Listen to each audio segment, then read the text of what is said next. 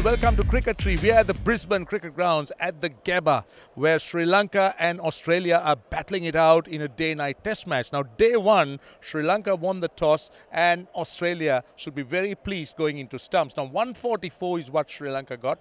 Australia got 72 for 2, but I think the Sri Lankans will be the team that will be regretting most. They won the toss. It wasn't an easy pitch, I can tell you. The first hour or so was very challenging, and I also felt that the Australian bowlers were up to it. Their lengths were brilliant. The lines were brilliant, and they were looking to pitch the ball up, and the taller Australian faster bowlers were getting a lot of bounce. Now, that is a reason that challenged the Sri Lankan batsmen. But having said that, Tirimana got a start, Karunaratne got a start, Roshan Silva hung in there long enough, Kusal Mendis looked good, and Niroshan Dickwella. Now, what Sri Lanka needed was at least two of them to bat long, get to 250 plus, and maybe challenge the Australians, because let's not forget, the Australians are playing two debutants and this batting lineup isn't the greatest. And this pitch, though it's expected to get better on day two, still has a bit for the faster bowlers, and I was very excited when I did see one delivery from Dilruwan Pereira that spun and bounced, and also almost the topsoil coming off, exploding. So I was kind of thinking that this might be the way to go with the game moving forward.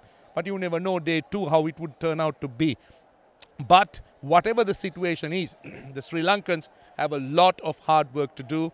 Lot of discipline is needed. And one thing that was very clear, that was clearly seen between the two sides, was the bounce. The Australian fast bowlers were getting a lot of bounce. There weren't movement.